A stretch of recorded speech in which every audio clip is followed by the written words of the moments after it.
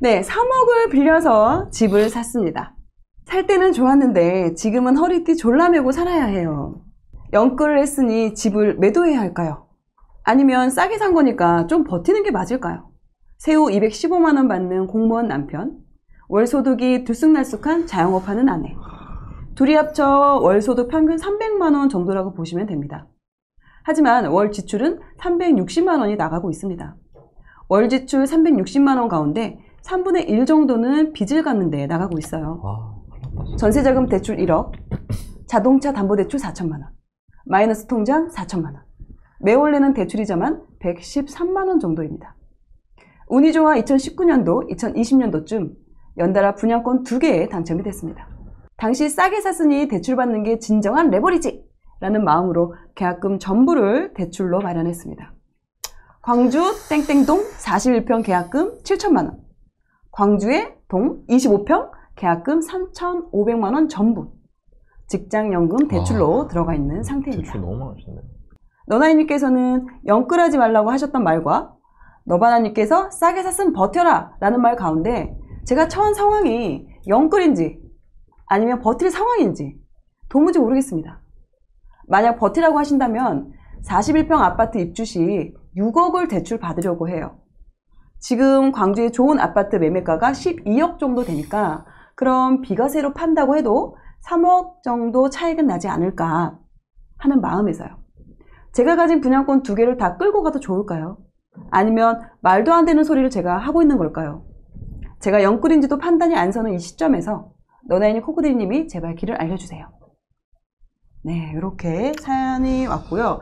일단 상황 정리를 좀 먼저 하면은 지금 30대 후반이시고 그리고 가장 3인 가구 가장이신데 그 공무원이시고 또 아내분께서 자영업을 하셔가지고 그 두 분 소득이 지금 공무원은 굉장히 일정한데 이제 자영업 소득 수준이 아직 자리를 못 잡으셔서 300에서 뭐 400 사이 왔다 갔다 하시는데 매달 360 쓰고 있고 거기에 대출이자만 100만 원이 넘는 거예요 지금. 그러니까 이미 뭐냐면 일단 첫 번째로 포인트가 적자 구조의 가정인 거죠. 가계 상황이. 그러니까 매달 들어오는 돈보다 나가는 돈이 더 많아요. 그러니까 분양권을 지금. 제외하더라도 분양권 빼고 그냥 내가 지금 안고 있는 대출이랑 생활비도 지금 소득에서 지금 마련을 못 하고 있는 상황이다. 두 번째는 하나는 6억 5천 정도의 분양가를 갖고 있는 41평 전라도 광주의 신축 아파트 하나, 그리고 또 하나는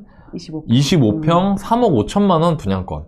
이걸 어떻게 해야 되냐, 이거를 안고 가야 되냐, 하나는 어깨에 얹고 하나는 버리고 가야 되냐, 아니면 둘 다 버리고 가야 되냐. 지금 이게 지금 결정적인 고민이시거든요. 일단 이분의 그 분양권 얘기를 하기 위해서 지도를 보고 좀 설명을 좀 드려야 될 것 같아요. 광주 이렇게 위성지도 보면은 광주가 이 주변이 다 어떠냐, 이게 다 산입니다, 산. 맞아요. 자, 그럼 보면 여기가 광주인데 광주가 구가 5개가 있거든요. 여기 광산구 있고요, 여기 서구 있고, 요 아래쪽에 남구가 있고요, 요 오른쪽에 동구, 위쪽에 북구, 이렇게.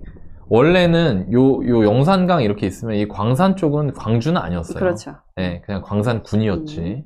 근데 광주라는 도시가 70년대, 80년대, 90년대 계속해서 성장을 하다 보니까 도시를 이제 넓히는 개념으로 광산군을 광산구로 합치면서 이렇게 면적이 커졌습니다. 그래서 기존의 광주분들, 광주 토박이들 옛날부터 조선시대부터 광주 사람들 살던 데는 이쪽이고요. 구도심 쪽. 역을 중심으로 한 지역. 그리고 여기에서 아파트를 90년대 초에 노태우 대통령이 200만 호 공급을 할 때, 그때 당시에 아파트 공급을 전국적으로 할 때 뭐 요런 쪽 서구에 여기 광역시청 요 아래쪽 상무지구나 그리고 요 북구 쪽에도 굉장히 많이 지었죠, 아파트를. 택지가 상당히 많이 들어섰죠. 택지가 많이 들어섰습니다. 그래서 구축 아파트들이 이쪽에 꽤 많이 있고요. 요로 도시가 이렇게 확장이 됐고, 그 다음에 2000년대 들어와서 광산구 쪽으로 확장이 되면서 투자를 좀 아시는 분들이라면 아실 만한 여기 수안 쪽에는 2000년대 이후 아파트들이 대부분 차지를 하고 있다고 보시면 됩니다. 자, 그러면 이렇게 되어 있고 우리가 여기 광주 대장이 어디냐? 그럼 바로 여기입니다. 여기. 봉선동 중에도 여기 이마트 중심으로 해서 요 길이 있어요. 요 길 위쪽을 사람들은 이제 봉북이라 그러고 요 아래를 봉남이라고 네, 하는데 맞습니다. 요 봉남의 요 유명한 요 제일풍경채 요게 연식이 제일 새 거고 실제로 가격도 제일 셉니다. 10억 넘었었는데 원래는 장 좋을 때는 지금 조금 빠졌고요. 9억 초반? 네, 9억 초반이라고 보시면 될 것 같습니다. 광주에서 제일 비싼 아파트는 84제곱미터 9억 초반 정도 된다. 뭐 요렇게 보시면 될 것 같아요.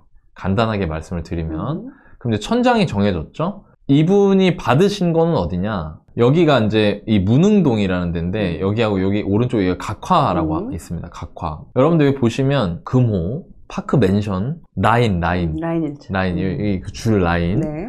요런 단지 명을 가지고 있다. 이게 뭘 의미하냐? 90년대 지은 아파트. 90년대 초반. 네. 여기 오른쪽에 가면은 여기거든요. 여기 분양권이. 네네. 근데 딱 보면요, 이 주변이 어때요? 좀 휑하죠? 네네. 그죠? 그 옆에 이렇게 파란 지붕도 있고. 그 농수산물 도매시장. 네, 여기 도매시장. 네. 위에 보면 또 이제 화물터미널 있고. 그렇죠. 네. 좀 어떤 느낌이냐면 어수선합니다. 그리고 위치를 볼까요? 광주는 위치가 좀 중요하거든요. 이 도시 전체를 봤을 때 사람이 사는 지역이 이만큼인데 그 중에 이쪽에 있는 거예요. 그러니까 사이드로 치우쳐 있죠. 광주광역시청이나 이런 데는 가운데고 봉선동은 아예 그냥 완전 어나더 레벨 다른 리그고요. 그들만의 세상 같은. 요쪽 요 가운데 쪽이 위치로 좋고 여기는 이제 아예 여기서 좀 사람들이 좋아하는 별도 택지이고 그러니까 위치가 너무 외진 거예요. 일단. 그러면 이게 중요하거든요. 받으신 아파트, 40평대 아파트의 입지가 어떠냐. 그러니까 좋은 편이 아니에요, 일단. 그죠? 자, 좋은 편이 아니면 무조건 투자하면 안 되냐, 가져가면 안 되냐, 그거 아니에요. 좋은 편이 아니라도 가격이 너무 싸면은 좋아요. 그죠. 매력이 있죠. 근데 얘 분양가가 얼마라고요? 6억 5천이란 말이에요. 6억 5천. 그리고 우리 이 사연자분께서 12억 정도의 매도가 될 것 같다. 그 정도 가치를 가지는 것 같다. 라고 얘기하시는데, 지금 사실요 40평대 12억 정도 나올 만한 아파트가 뭐 요런 거밖에 없어요. 지금 여기 동구의 대장이죠. 무등산 아이파크 여기가 요 뒤에 조선대 병원 전남대 병원 있어가지고 이 광주에서 좀 소득도 높고 그런 분들이 많이 사시는 브랜드 아파트거든요. 얘도 10억 12억 이상으로 거래되기가 어려워요. 근데 위치가 이런 데 있는 게 12억이 거래가 되냐 어렵다는 거죠. 그러니까 지금 우리 사연자분의 문제가 뭐냐면 지금 가격 판단을 잘 못하고 있어요, 지금. 제가 생각하기엔 기준이, 왜냐면 지금 현재, 지금 올해 이제 입주를 하는 브랜드 대단지 아파트들의 그런 40평들이 지금 매물로 12억에 나와 있고, 이러다 보니까, 요것도 이제 평수가 이제 비슷하니까, 또 연식은 더 이제 더 새 거가 될 테니까, 입지는 좀 떨어지더라도 그 정도 가지 않을까라고 그렇죠. 이제 생각을 하신 것 같아요. 네. 그런데 제가 광주 임장하고 제가 정리한 광주광역시에서는 쉽게 말하면 이거예요. 광주에서 10억 넘게 가지고 있는 사람이 선택할 선택지로 우선순위가 밀려요. 왜냐면 광주에서 아까 제가 말씀드렸다시피 제일 좋은 동네에 제일 새 아파트 84제곱미터가 9억 초반이거든요. 그럼 10억을 넘게 가지고 있다는 얘기는 쉽게 말하면 광주에 있는 아파트 거의 어지간한 거 다 살 수 있다는 거예요. 자, 그럼 보세요. 여기서 중요한 겁니다. 제가 이 가져가는 거, 제가 여러분한테 말씀드릴 건 이겁니다. 버틸 수 있는 상황인 사람들이 누군지 판단하는 방법. 내가 지금 상황에 이 부동산 시장 안 좋은 시기를 버틸 수 있는 사람인가를 판단하는 방법, 기준을 제가 말씀을 드릴게요. 첫 번째로 싸게 산 사람. 근데 그 싸게 샀다는 게 많이 싸게 사신 분들 같은 경우에는 지금 시기에 조금 힘들어도 버텨야 되는 사람이에요. 그런 사람들. 예를 들면 잠실 아파트 요즘 가격 떨어진다고 지금 막 기사 많이 나오죠. 네. 그죠? 잠실에 24억, 뭐 25억 갔던 아파트가 지금 19억에 실거래가 찍혀요. 19억대. 근데 이러면 어떻게 되냐면요. 한 17억 정도 사신 분 어떨까요? 마음이 지금. 불안불안하겠죠? 그렇죠. 근데 14억에 산 사람은 어떨까요? 괜찮지 않을까요? 너무 좋을 것 같은데. 14억 정도에 사신 분들은 막 마음이 되게 힘들거나 그치. 그렇지 않잖아요. 그러니까 여러분들이 지금 이게 뭐냐면 어떤 분들은 집값이 떨어지면 집주인들은 뭐 다 죽는 줄 알아요. 그냥 그게 아니에요. 가격을 내가 얼마에 샀느냐가 중요하거든요. 얼마나 싸게 샀느냐가. 근데 이분이 만약에 생각하신 것처럼 내가 6억 5천에 분양을 받았는데 이게 진짜 12억이야. 그러면 일단 버틸 자격이 있는 거예요. 근데 그게 지금 정보 수집이 잘못된 것 같다. 제가 보기에 이거는 8억도 매매가 될까? 지금 쉽게? 지금 현재 네이버 매물이 올라온 거는 지금 40평대 분양권이 8억 3천 정도 이렇게 올라와 있긴 합니다. 거래가 올라왔네요. 근데 거래 안 되죠. 그렇죠. 아직 그냥 매물로 올라온 상황이죠. 그러면 만약에 제가 지금 상황 거래한다 치면 8억 전후로 해서 거래를 하셔야 거래가 될 거란 말이에요. 그러면 보세요. 얼마 싸게 산 거예요? 1억 5천 싸게 한 거거든요. 근데 거기에 분양가가 6억 5천이면 확장비, 그렇죠. 들어가죠. 에어컨 집어넣으면 한 1억 남짓해서 싸게 사신 거예요. 그러면 무슨 얘기냐? 엄청나게 싸게 산 건 아니라는 거예요. 일단 그 분양가가. 두 번째는 그렇게 싸게 샀음과 동시에 지금 내 현금 흐름이 마이너스가 아니어야 돼요. 예를 들면은 제가 얼마 전에 그런 분 있었다니까요. 저한테 분당 아파트 팔아야 되냐요. 왜요? 언제 사셨는데요? 2016년인가 샀대. 17년인가. 오, 완전 좋을 텐데요? 32평 6억대에 샀대요. 그게 14억이 됐는데 그걸 팔아야 되냐 물어보는 거예요. 아이, 무슨 말도 안 되는 말씀을 하세요. 그걸 왜 파세요? 라고 했는데 이분이 그 사시고 집값 올라가면서 외벌이가 된 상태에서 금리 올라가고 변동금리 해놓은 게 올라가니까 이게 턱까지 찬 거예요. 이제. 그러니까 부담이 되는 거죠. 그렇죠. 그러니까 그런 분들도 지금 부담스러워 하니까 이거 반드시 이게 내가 마이너스면 안 돼요. 적자가 되면 안 되거든요. 그럼 잘 보세요, 여러분. 두 가지 조건입니다. 다시 말할게요. 첫 번째, 싸게 산 사람. 동시에 두 번째, 내가 지금 현금 흐름이 마이너스가 아닌 사람. 이런 사람들은 하락이 오더라도 그냥 살면 되는 거예요. 버티는 거예요. 그럴 때. 그건 버티는 것도 아니고 그냥 내 집에 살면 돼요. 근데 우리 사연자분 지금 그러냐. 자, 보세요. 두 가지 기준에 맞춰 보겠습니다. 첫 번째, 6억 5천. 저거 많이 싸게 산 거 아닙니다. 제가 보기에. 비싸지도 않지만 그렇다고 싼 싸지도 것도 아니에요. 아니다. 많이 싼 것도 아니에요. 예, 왜냐면 6억이 넘는 분양가가 지방에서 쉬운 분양가가 아니라니까요. 이거 지방 사시는 분들 제가 말하는 것도 엄청 공감하실 거예요. 두 번째, 현금흐름 마이너스 안 나냐. 그 마이너스 나잖아요. 지금 마이너스 상태죠. 그러니까 이 두 가지가 지금 다 안 맞는 거예요. 그러면 이거는 뭐냐면요. 싸게 샀어도 버티기 힘든 거예요. 지금. 엄청 싸게 샀어도. 그래서 저는 첫 번째 6억 5천짜리 분양 받으신 거는 네. 아무리 생각해봐도 무리인 것 같다. 지금 당장 마이너스가 나는데. 두 번째로 분양 받으신 게 요겁니다. 요거는 위치가 어때요? 딱 중심적으로 들어왔죠. 자, 아까는 요쪽이었는데 물론 이 광주역 앞이 광주 분들이 좀 선호 안 하시는 분들도 많아요. 구도심이어서. 네, 제가 보기에. 맞습니다. 그래도 금남로 가까이 있고 위치가 괜찮고 그리고 아까 제가 말한 거 가운데 있기 때문에 어딜 가도 좀 편해요. 그리고 여기는 아파트가 단지 세대도 좀 크고요. 괜찮습니다, 이게. 여기 25평을 봐줬어요. 근데 아까 제가 또 말한 것도 그럼 위치나 입지가 좋으면 무조건 좋은 거냐? 아니야. 가격을 봐야 돼. 네네. 그럼 지금 가격이 얼마냐? 이분이 가격이 받으신 게 3억 5천이란 말이에요. 20평대가. 그럼 오히려 이게 더 싸지 않아요? 이게 더 저렴하거든요. 지금 왜냐면 지금 광주에 있는 20평대 상무지구에 있는 구축 아파트도 3억이 넘는다고요. 그럼요. 그러니까 얘는 새 거잖아요, 또. 그러니까 이거는 제가 보기에 가격이 비싸지가 않아요. 그리고 좀 많이 싸게 사신 것 같아요. 충분히 이거 밑으로 빠지긴 진짜 어려워요. 그리고 동시에 그럼 첫 번째 조건 싸게 샀느냐? 많이 맞아. 좋아. 좋은 분양가 맞아요. 두 번째 현금 흐름 되냐? 또 이게 안 되는 거야. 너무 지금 가진 돈이 없어요. 그러니까 대출이 일으킨다고 해도 그 나머지도 지금 또 대출 받아야 될 판이란 말이에요.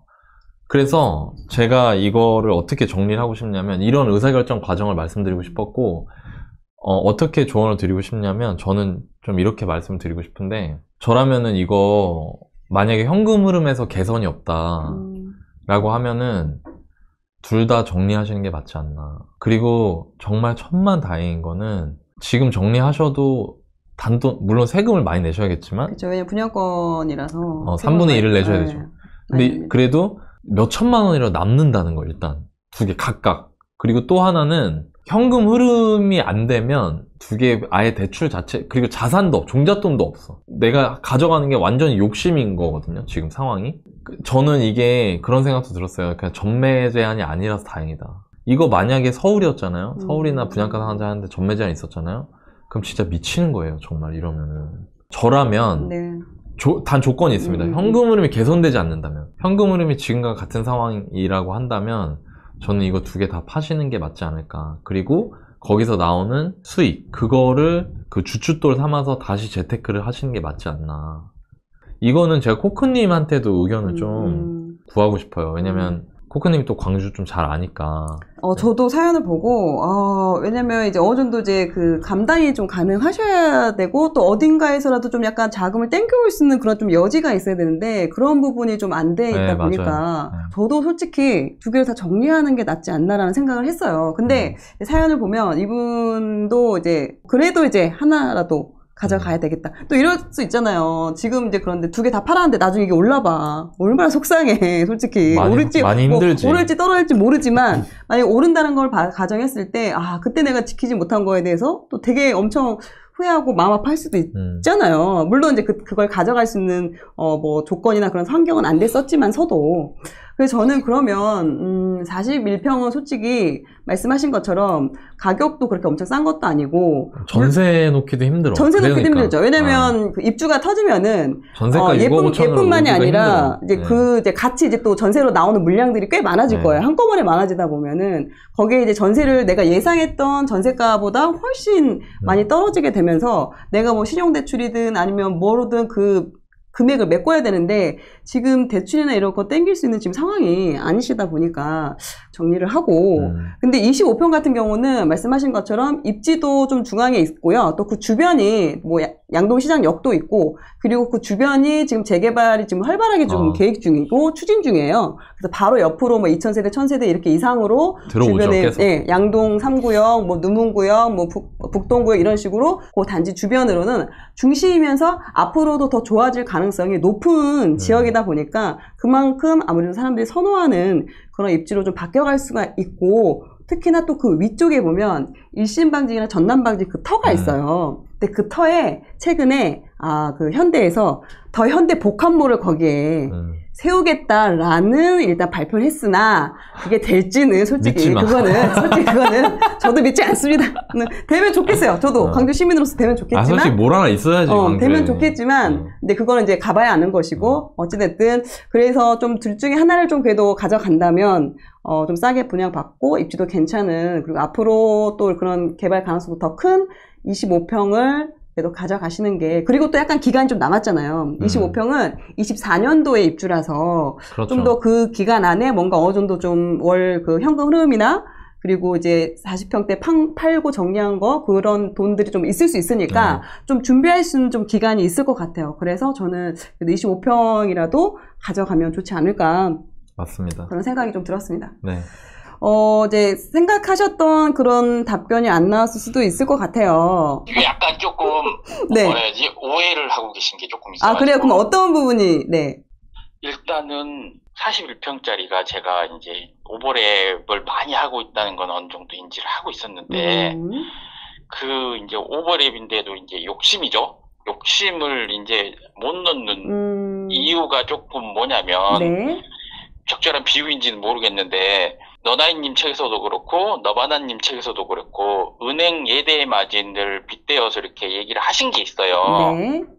그렇게 해서 만약에 예를 들어서 대출을 더 땡겨가지고 와가지고 시세 차익이 거기에서 나오는데 이렇게 단편적으로 딱 숫자로만 얘기를 하면 네. 시세 차익이 3억이 나오면 거기서 대출로 뭐 예를 들어서 1억을 깐다고 치더라도 2억이 남는 거잖아요. 네.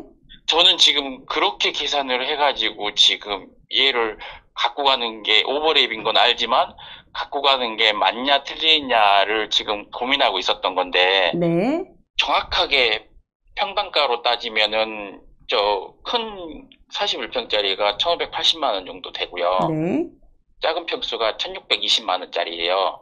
그러면은 어떻게 보면은 40평짜리가 상대적으로 평당가로 치면 더 싼 건데 광주 분이시면 이제 아시겠지만 네. 광주에 요즘에 분양한 아파트들이 12억 선, 11억 몇천 선에 나오고 있어요. 그래서 매매 호가가 그 정도이다라는 거고 지금 사연에 저 말한 거는 제가 그 41평짜리를 보는 가격은 9억 후반에서 10억을 보고 있는 거예요. 2년 후 이제 매도할 때 그 정도 가격이 될 것 같다. 근거는 제 나름대로 뭐냐면 광주에서 속된 말로 이렇다 한 대장의 30평대 아파트 가격이거든요.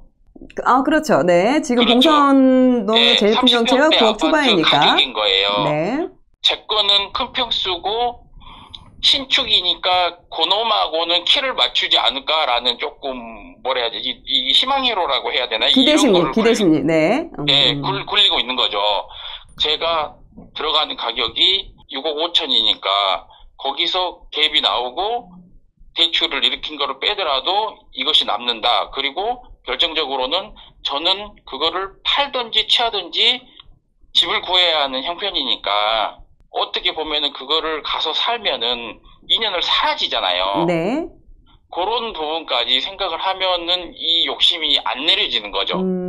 제가 한번 정리를 해볼게요. 네.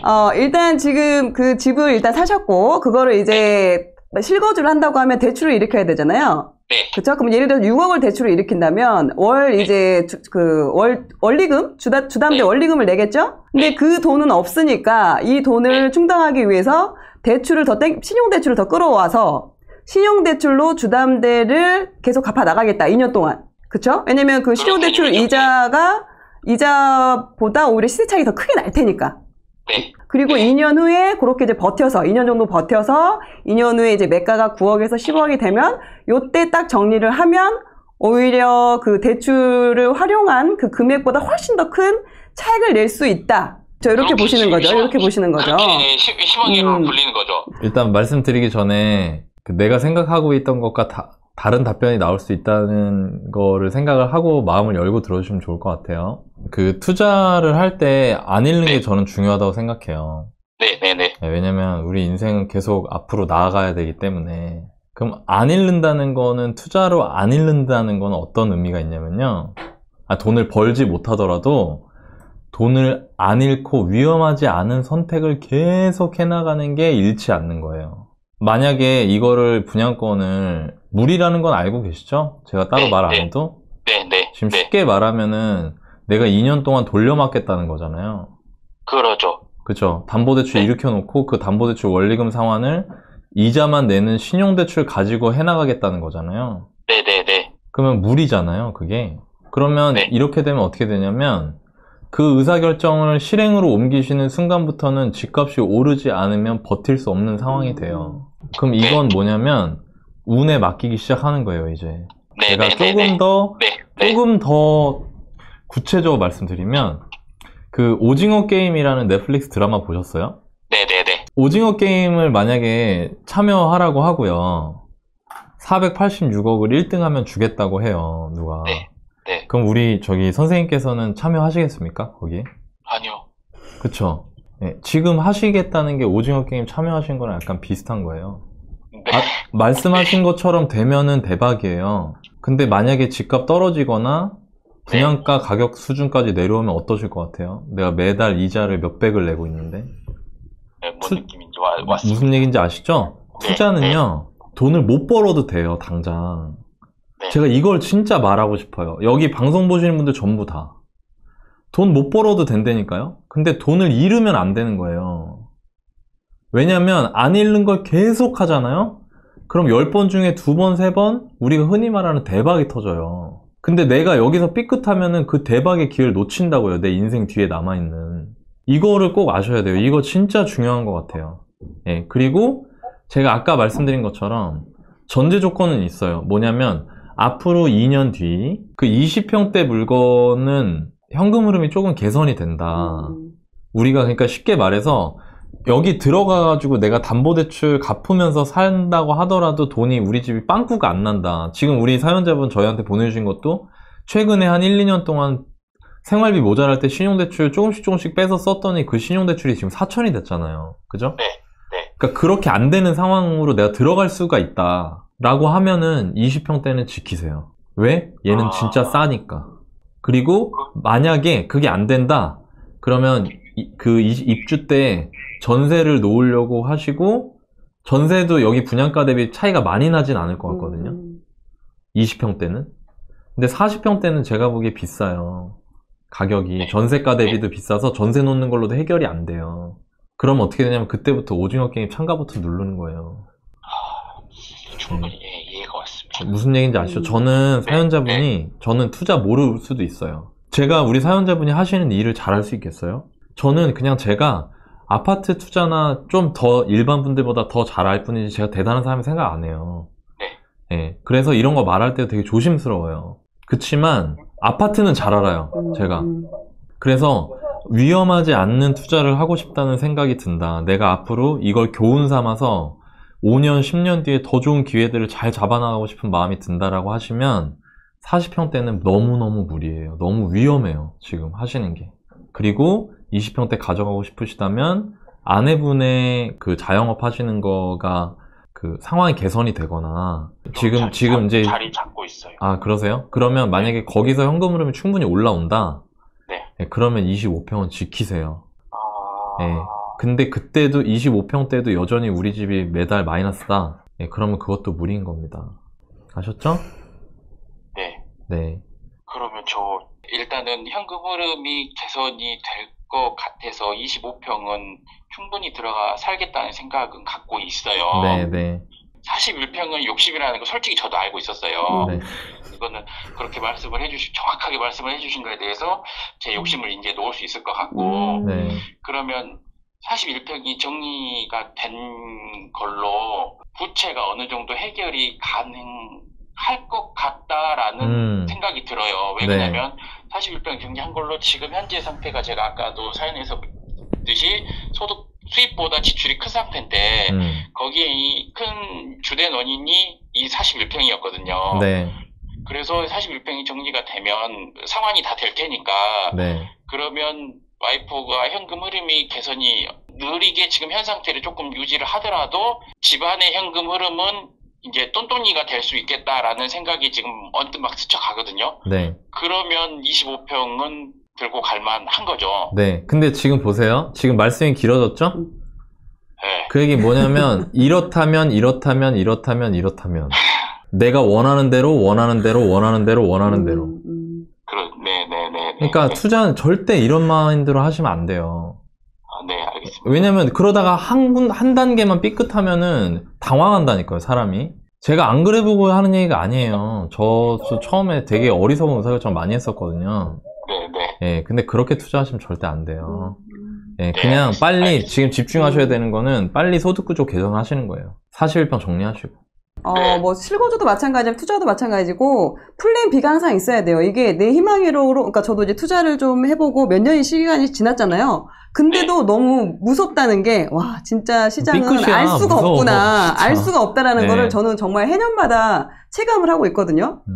그래서 무언가를 할 때 이게 오르면 이렇게 하겠다. 오르면 떨어지면 어떡할 건데. 그러면 떨어지는 거에 대한 대안도 있으셔야 돼요. 그게 이제 우리가 얘기하는 플랜 B가 있어야 되는데 지금 이제 말씀하시는 거는 다 올랐을 때 이렇게 하겠다. 오르면 이렇게 하겠다. 이런 부분밖에 없어요. 그러니까 안 됐을 경우에는 정말 망할 수 있는 그런 전략이라는 거죠. 네, 감사합니다. 네. 너무 감사합니다. 네네. 뭐 물론 이제 결정하고 판단하는 건 이제 본인의 몫이고 또 이게 오를 수도 있어요. 또 모르고 그럼요. 내년에 오를 수도 있고 하는데 그건 이제 내가 가져갈 수 있었던 상황이 아니었으니까 네, 그런 것도 좀 내 몫이 인정하시고. 아닌 거지. 내 몫이 아니었던 거야. 아니요. 이거 놓고 싶었는데 혹시나 하는 마음에 알아. 그 마음 알아. 이걸 알아. 왜 몰라.